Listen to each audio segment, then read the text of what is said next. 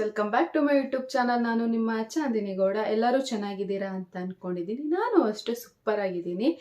So ಬನ್ನಿ ಇವತ್ತಿನ ಒಂದು ಸ್ಪೆಷಲ್ ವ್ಲಾಗ್ ಸ್ಟಾರ್ಟ್ ಮಾಡೋಣ. ಆ್ಯಂಡ್ ನಿಮಗೆ ನೋಡ್ತಾ ಇದ್ರೆ ಗೊತ್ತಾಗುತ್ತೆ ಇವತ್ತು ಏನು ಸ್ಪೆಷಲ್ ಅಂತ.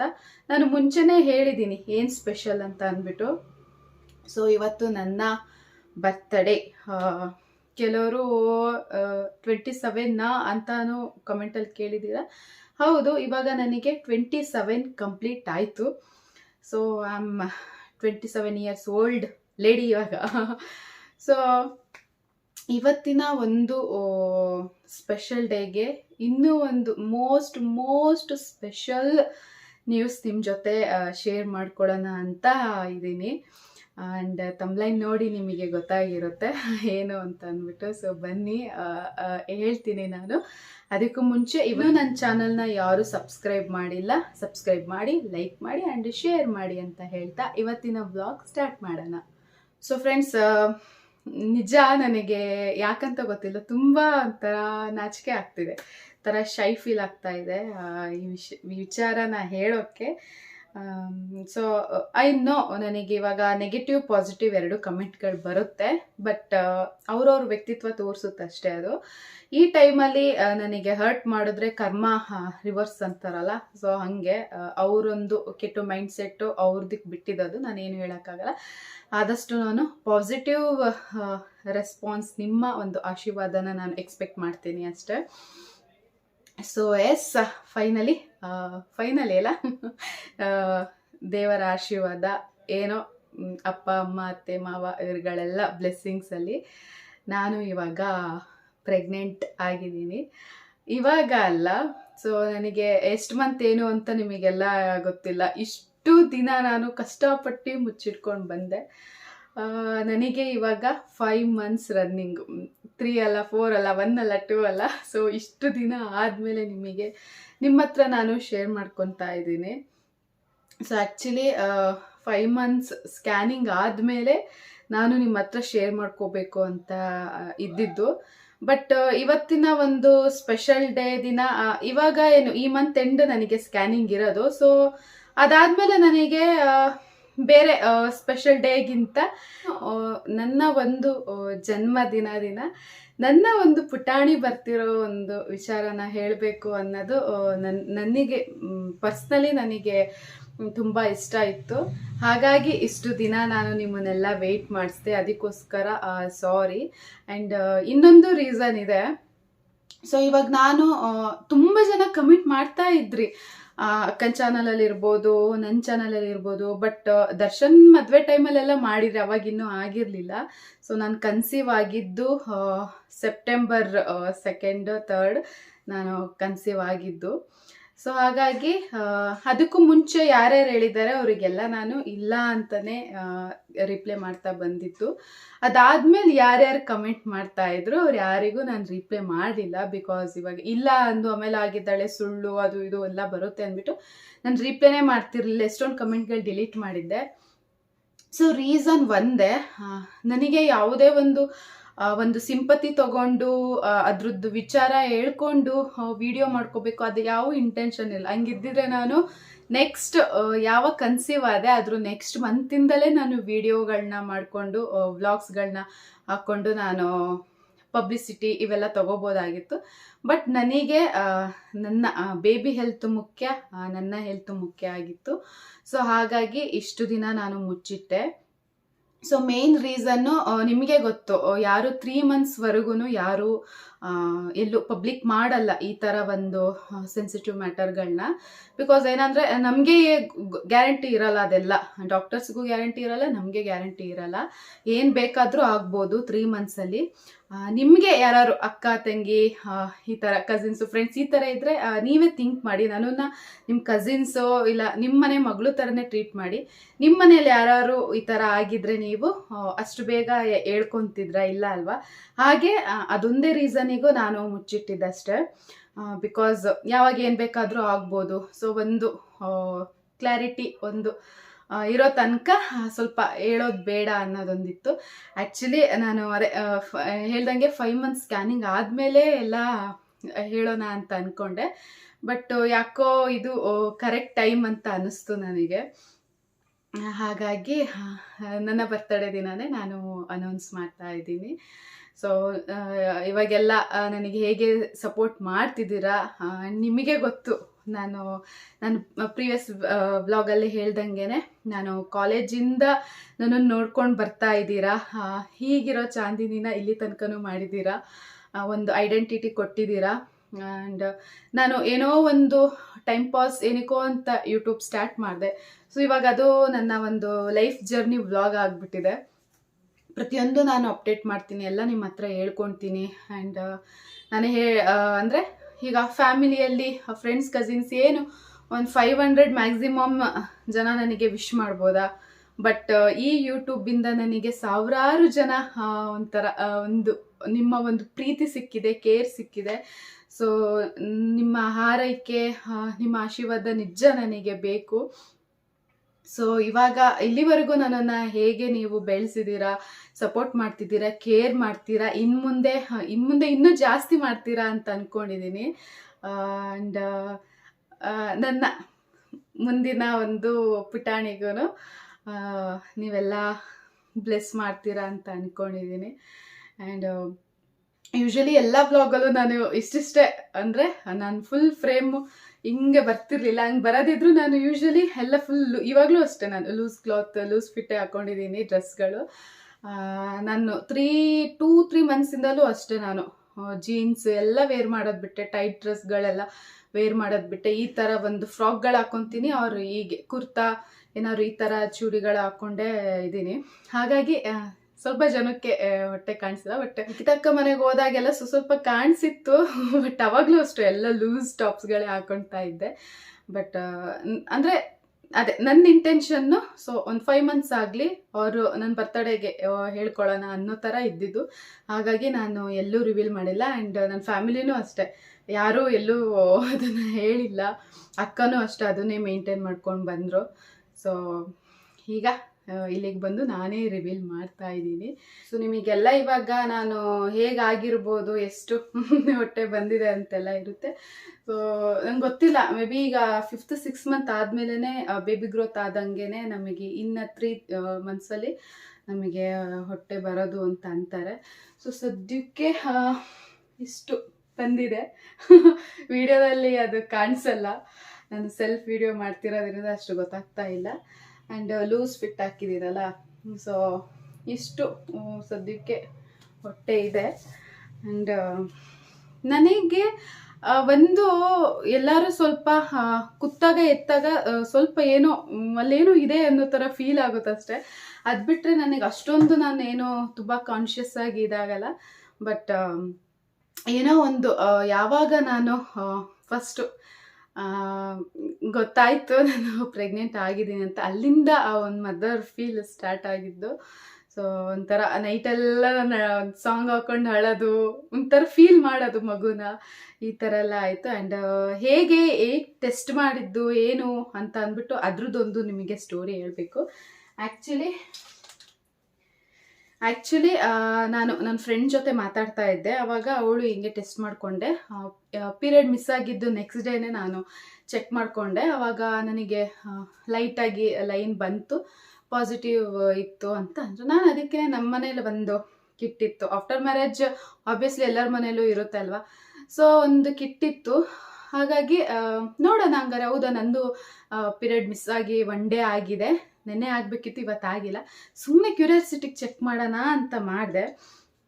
ಸೊ ಫಸ್ಟು ಅವತ್ತಿನ ದಿನ ಚೆಕ್ ಮಾಡಿದಾಗ ನಿಮಗೆ ಇಲ್ಲೊಂದು ಥಿನ್ ಲೈನ್ ಕಾಣ್ತಿರ್ಬೋದು, pink, light pink. So thin line ಬಂತು ಲೈಟಾಗಿ.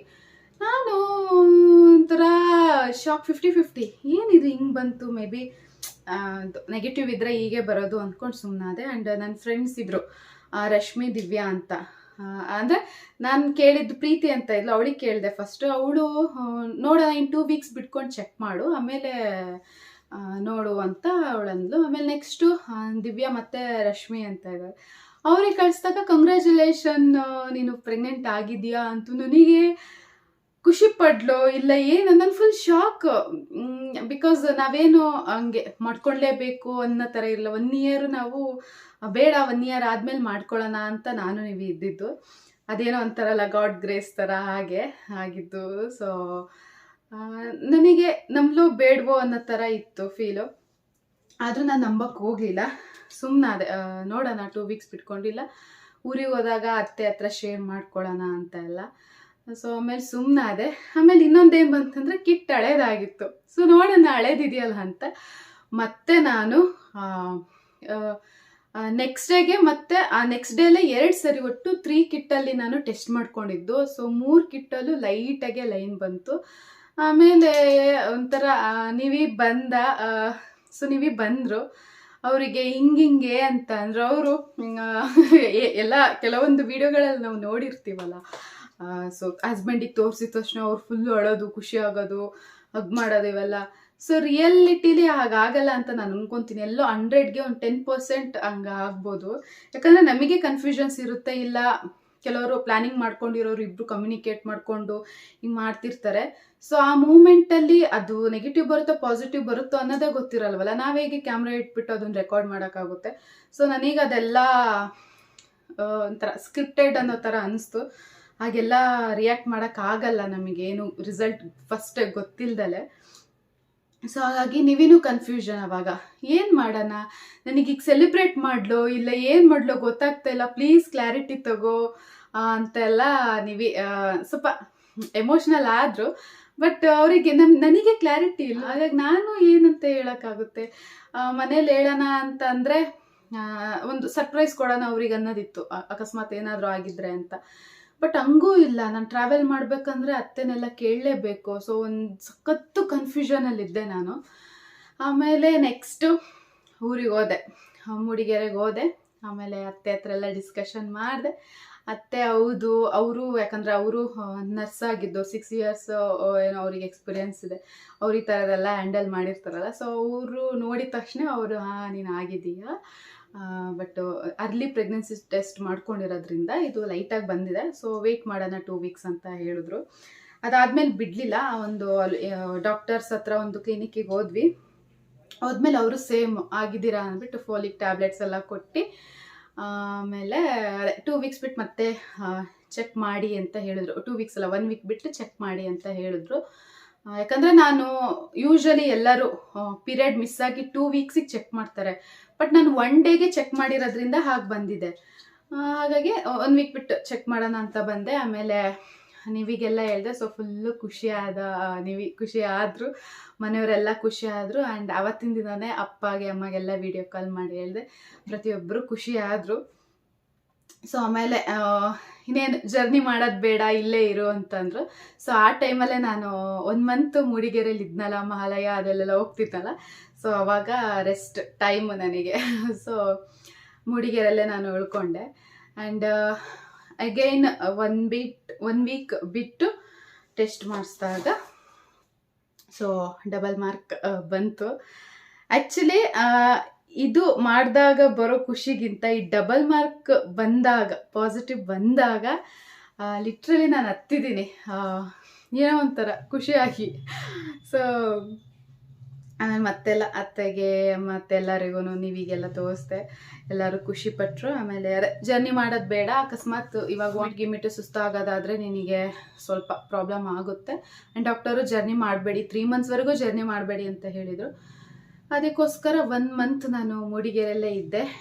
ಸೊ ಎಲ್ಲ ಅತ್ತೆ ಮಾವ ಎಲ್ಲ ತುಂಬ ಚೆನ್ನಾಗಿ ನನ್ನನ್ನು ನೋಡಿಕೊಂಡ್ರು. ಆ್ಯಂಡ್ ಆರಾಮಾಗಿ ಮಲ್ಕೊಳ್ಳೋದು ತಿನ್ನೋದು ಇಷ್ಟೇ ಇದ್ದೆ. ಆಮೇಲೆ ಸಂಜೆ ಹೊತ್ತು ಅತ್ತೆ ಜೊತೆ ಸ್ವಲ್ಪ ವಾಕಿಂಗ್ ಮಾಡ್ತಿದ್ದೆ, ಚೆನ್ನಾಗಿತ್ತು. ಬಟ್ ನಾನು 3 ಮಂತ್ಸ್ ತನಕ ಅಲ್ಲೇ ಇರಲಿಲ್ಲ. ಇಲ್ಲಿ ನೀವೇ ಒಬ್ಬರೇ ಇರೋದ್ರಿಂದ ಮತ್ತೆ ಅವರಿಗೂ ಊಟ ತಿಂಡಿ ಅಂತೆಲ್ಲ ಸ್ವಲ್ಪ ಪ್ರಾಬ್ಲಮ್ ಆಗುತ್ತೆ ಅಂತ ಮತ್ತೆ ನಾನು ಬಂದೆ. ಆ್ಯಂಡ್ ಅಲ್ಲಿದ್ದಿದ್ದು 1 ಮಂತು ಎವ್ರಿ ವೀಕ್ ನೀವೇ ಬಂದು ನಾನು ನೋಡ್ಕೊಂಡು ಹೋಗ್ತಾ ಇದ್ರು. ಆ್ಯಂಡ್ ನಿಮಗೆ ಗೊತ್ತು ನಾವೆಲ್ಲೆಲ್ಲಿ ಹೋಗಿದ್ವಿ ಏನು ಅಂತ ಎಲ್ಲ. ಆಮೇಲೆ ನೆಕ್ಸ್ಟು ಖುಷಿ ಪಡೋ ವಿಚಾರ ಏನು ಅಂತ ಅಂದರೆ, ನನಗೆ ಒಂದು ಸಿಂಗಲ್ ಡೇನು ನಾನು ವಾಮಿಟ್ ಮಾಡಿಲ್ಲ. ಸೊ ಅದೊಂದು ಗಾಡ್ ಗ್ರೇಸ್ ಅಂತ ಹೇಳ್ಬೋದು. ಡಾಕ್ಟರ್ಸೇ ಅಂದರು, ಲಕ್ಕಿ ಕಣಮ್ಮ ನೀನು, ಎಲ್ಲರೂ ನೋಡು ಅಂದರೆ ಮೇಲ್ಗಡೆ ವಾರ್ಡ್ಗಳಲ್ಲೆಲ್ಲ ಡ್ರಿಪ್ಸ್ ಹಾಕಿಸ್ಕೊಂಡು ಮಲ್ಕೊಂಡಿದ್ದಾರೆ. ಸೊ ಫುಲ್ಲು ಸುಸ್ತಾಗಿ ಎಲ್ಲ ಬಂದು ಅಡ್ಮಿಟ್ ಆಗಿದ್ದಾರೆ. ನೀನು ವಾಮಿಟ್ ಇಲ್ಲ ಅಂತೀಯ, ಏನೂ ಇಲ್ಲ ಅಂತೀಯ, ರಿಯಲಿ ನೀನು ಲಕ್ಕಿ ಅಂತ ಹೇಳಿದ್ರು. ಸೊ ಗೊತ್ತಿಲ್ಲ, ಮೇ ಬಿ ಹೆರಿಡಿಟಿ ಏನೋ, ನಮ್ಮ ಅಮ್ಮಂಗೂ ಏನೋ ಅಷ್ಟೊಂದು ಇರಲಿಲ್ವಂತೆ ವಾಮಿಟ್ ಎಲ್ಲ. ಸೊ ನನಗೇನು ಆಶ್ಚರ್ಯ ಅಂದರೆ ನಾನು ಸಿಂಗಲ್ ಡೇನೂ ನಾನು ವಾಮಿಟ್ ಮಾಡಿಲ್ಲ, ಏನಿಲ್ಲ. ನಿಜವಾಗ್ಲೂ ನಾನು ಪ್ರೆಗ್ನೆಂಟಾ ಅಂತ ಅಂದ್ಬಿಟ್ಟು ಅಷ್ಟು ಸ್ಕ್ಯಾನಿಂಗ್ವರೆಗೂ ನನಗೆ ಅದು ಕ್ಲಾರಿಟಿನೇ ಇರಲಿಲ್ಲ, ಡೌಟೆಲ್ಲ ಇದ್ದ ನಿಜವಾಗ್ಲೂ ಅಂತ. ಸೊ ಯಾವಾಗ ಸ್ಕ್ಯಾನಿಂಗ್ ಮಾಡಿ ಡಾಕ್ಟರ್ ಹಾರ್ಟ್ ಬೀಟ್ ತೋರಿಸಿದ್ರು, ಅವತ್ತು ಫುಲ್ ಕ್ಲಿಯರ್ ಆಯಿತು. ಸೊ ಇವಾಗ ಆ ಒಂದು ಪ್ರೆಗ್ನೆನ್ಸಿ ಜರ್ನಿನ ಎಂಜಾಯ್ ಮಾಡ್ತಾ ಇದ್ದೀನಿ. ಆ್ಯಂಡ್ ಫಸ್ಟ್ ನಾನು ಇದು ಸವಿ ಹಾಸ್ಪಿಟಲ್ ಅಂತ ಚಿಕ್ಕಮಂಗ್ಳೂರಲ್ಲಿದೆ, ಫಸ್ಟು ನಾನು ಅಲ್ಲಿ ತೋರಿಸ್ತಾ ಇದ್ದಿದ್ದು, ಅಂದರೆ 1 ಮಂತ್ ಅಷ್ಟೇ ಅಲ್ಲಿ ತೋರಿಸಿದ್ದು. ವೀಣಾ ಅಂತ ಗೈನಕಾಲಜಿಸ್ಟ್. ಸೊ ಅಲ್ಲಿ ತೋರಿಸ್ದೆ. ಬಟ್ ನಾನು ಬೆಂಗಳೂರಲ್ಲೇ ಇರೋದ್ರಿಂದ ಇಲ್ಲೊಂದು ಪರ್ಮನೆಂಟ್ ನನಗೆ ಹಾಸ್ಪಿಟಲ್ನ ನಾನು ನೋಡ್ಕೋಬೇಕಾಗಿತ್ತು. ಸೊ ಹಾಗಾಗಿ ಇಲ್ಲೇ ಚಂದ್ರ ಲೇಔಟಲ್ಲಿ ಗುರುಶ್ರೀ ಹಾಸ್ಪಿಟಲ್ ಅಂತ ಇದೆ. ಡಾಕ್ಟರ್ ವಿಜಯಲಕ್ಷ್ಮಿ ನನ್ನನ್ನು ನೋಡ್ತಾ ಇರೋದು. ಅಷ್ಟು ಸ್ವೀಟ್ ಗೊತ್ತಾ ಅವರು. ಹೆಂಗೆ ಅಂದರೆ ನನ್ನೊಂದು ಫ್ರೆಂಡ್ ಥರ ಟ್ರೀಟ್ ಮಾಡ್ತಾರೆ. ಇಲ್ಲ ಕಣೋ, ಬಾರೋ ಇಲ್ಲಿ, ನೀನು ವರಿ ಆಗಬೇಡ ಕಣೋ, ಹಿಂಗೆ ಕಣೋ ಅಂತ ಅಂದ್ಕೊಂಡು ತುಂಬ ಸ್ವೀಟಾಗಿ ಮಾತಾಡ್ತಾರೆ. ನನಗೆ ಸಖತ್ ಇಷ್ಟ. ಆದರೆ ಇದಕ್ಕೂ ಮುಂಚೆನೇ ನಾನು ಹೋಗಿದ್ದೆ, ನಂದೇನೋ ಹೆಲ್ತ್ ಇಶ್ಯೂ ಇದ್ದಾಗ ನಾನು ಅವ್ರ ಹತ್ರ ಹೋಗಿದ್ದೆ. ಸೊ ಅವಾಗಲೇ ನನಗೆ ಇಷ್ಟ ಆಗಿದ್ದರು. ಹಾಗಾಗಿ ಇದೇ ಹಾಸ್ಪಿಟಲ್, ನಂಗೆ ಅದೇ ಡಾಕ್ಟರ್ ಬೇಕು ಅಂತ ನಾನು ಚಂದ್ರ ಲೇಔಟ್ ಹಾಸ್ಪಿಟಲಿಗೆ ಹೋದೆ. ಸೊ ಎಲ್ಲ ಚೆನ್ನಾಗಿದೆ ಅಂತಂದು ಎಲ್ಲ ಟೆಸ್ಟ್ಗಳು ಆಯಿತು. ಆಮೇಲೆ double marker test, 3 months scanning, NT scan ಎಲ್ಲ ಆಯಿತು. ಅದನ್ನೆಲ್ಲ ಸಪ್ರೇಟಾಗಿ ಬರ್ಕೊಟ್ಟಿದ್ದಾರೆ ಬೇರೆ ಒಂದು ಸ್ಕ್ಯಾನಿಂಗ್ ಇದರಲ್ಲಿ. ಸೊ ಈಗ ನನ್ನ ಪುಟಾಣಿನ ತೋರಿಸ್ಬೇಕು ಏನೋ ಗೊತ್ತಿಲ್ಲ. ಸೊ ಎಷ್ಟು ಖುಷಿ ಆಗುತ್ತೆ ಗೊತ್ತಾ, ಯಾಕಂದರೆ ಇವಾಗ ನಾವು ನಮ್ಮ ಪಾಪು ನೋಡ್ತಾ ಇರಲ್ವಲ್ಲ, ಈ ಥರ ಸ್ಕ್ಯಾನಿಂಗಲ್ಲಿದ್ದಾಗ ಹುಡ್ಕೋದು ಮೂಗೆಲ್ಲಿದೆ, ಕಣ್ಣೆಲ್ಲಿದೆ, ಕೈಯಲ್ಲಿದೆ ಅಂತ ಅಂದ್ಬಿಟ್ಟು. ಸೊ ಇದರಲ್ಲಿ ಕ್ಲಿಯರಾಗಿ ಸ್ವಲ್ಪ ಪಾಪು ಕಾಣುತ್ತೆ. ಅದು ಇವಾಗ ನಾನು ವಿಡಿಯೋದಲ್ಲಿ ತೋರಿಸಿದ್ರು ನಿಮಗೆ ಅದು ಗೊತ್ತಾಗಲ್ಲ. ನಮ್ಮ ಅಮ್ಮಂಗೆ ಕಳಿಸಿದೆ ಫೋಟೋಸ್ ಎಲ್ಲ, ನಮ್ಮ ಅಮ್ಮಂಗೆ ಕಳಿಸಿದ್ರೆ ಎಲ್ಲಿದೆಯೇ, ಹೆಂಗೆ ಕಂಡುಹಿಡಿಯೋದು ಅಂತಿದ್ರು. ಸೊ ಕೆಲವ್ರಿಗೆ ಗೊತ್ತಾಗಲ್ಲ. ನಾವಾದರೆ ಅದೇ ಒಂದು ಗುಂಗಲ್ಲಿರ್ತೀವಿ. ಸೊ ಅಲ್ಲಿ ಮಾನಿಟರ್ ಮಾಡೋದೆಲ್ಲ ತೋರಿಸ್ತಿರ್ತಾರಲ್ಲ ಸ್ಕ್ಯಾನಿಂಗಲ್ಲಿ, ಹಾಗಾಗಿ ನಮಗೆ ಗೊತ್ತಿರುತ್ತೆ. ಆ್ಯಂಡ್ ಇದು ನಂದು ಫಸ್ಟು 6 week 7 weekಗೆ ಟೆಸ್ಟ್ ಮಾಡಿದ್ದು ರಿಪೋರ್ಟು. ಸೊ ಇವಾಗ ಸದ್ಯಕ್ಕೆ ಅದೇ ನಾನು ವಿಜಯಲಕ್ಷ್ಮಿ ಡಾಕ್ಟರ್ ಹತ್ರ ಇಲ್ಲೇ ತೋರಿಸ್ತಾ ಇದ್ದೀನಿ. ಆ್ಯಂಡ್ ಈ ಮಂತ್ ಸ್ಕ್ಯಾನಿಂಗ್ ಇದೆ, ನನಗೆ ಹೋಗಬೇಕು. ಆ್ಯಂಡ್ ಒಂದು ವ್ಯಾಕ್ಸಿನೇಷನ್ ಆಗಿದೆ. ಸೊ ಇನ್ನೊಂದು ವ್ಯಾಕ್ಸಿನೇಷನ್ ಇದೆ, ಅದನ್ನು ಮಾಡಿಸ್ಬೇಕು. ಆ್ಯಂಡ್ ಇನ್ನು ನಾನು ಇಲ್ಲಿವರೆಗೂ ಎಲ್ಲೋಗಿದ್ದೆ ಏನು ಅಂತ ನಾನು ಯಾರ ಹತ್ರನೂ ಶೇರ್ ಮಾಡ್ಕೊಂಡಿರಲಿಲ್ಲ. ಇನ್ಮೇಲೆ ಪ್ರತಿಯೊಂದು ನಾನು ಶೇರ್ ಮಾಡ್ಕೊತೀನಿ. ಅಂದರೆ ಏನೇನು ಶೇರ್ ಮಾಡ್ಕೊಬೋದು ಎಲ್ಲದನ್ನು ಶೇರ್ ಮಾಡ್ಕೊತೀನಿ. ಆ್ಯಂಡ್ ತುಂಬ ವಿಚಾರಗಳು ನಿಮ್ಮ ಹತ್ರ ಹಂಚ್ಕೊಳ್ಳೋದಿದೆ. ಸಾಕು, ಇವತ್ತಿನ ಒಂದು ವ್ಲಾಗಲ್ಲಿ ನಾನು ಇದೊಂದನ್ನು ಹೇಳಬೇಕು ಅನ್ನೋದಿತ್ತು, ಹಾಗಾಗಿ ವ್ಲಾಗ್ ಮಾಡಿದೆ. ಸೊ ನನಗೆಲ್ಲ ಇನ್ನೊಂದು ಸರಿ ನನಗೆ, ನೀವಿಗೆ, ನಮ್ಮ ಫ್ಯಾಮಿಲಿಗೆ ಹೇಗೆ ನೀವು ಸಪೋರ್ಟ್ ಮಾಡ್ತಾ ಇದ್ದೀರಾ, ಮೇನ್ ಸಪೋರ್ಟ್ ಅನ್ನೋದಕ್ಕಿಂತ ಬ್ಲೆಸ್ ಮಾಡ್ತಾ ಇದ್ದೀರಾ. ನೆಕ್ಸ್ಟು ನಮ್ಮ ಪ್ರಪಂಚಕ್ಕೆ ಕಾಲಿಡ್ತಿರೋ ನನ್ನ ಪಾಪಗೂ ನೀವು ಹೀಗೆ ಸಪೋರ್ಟ್ ಮಾಡಿ ಅಂತ ಬೇಡ್ಕೊತೀನಿ ನಾನು.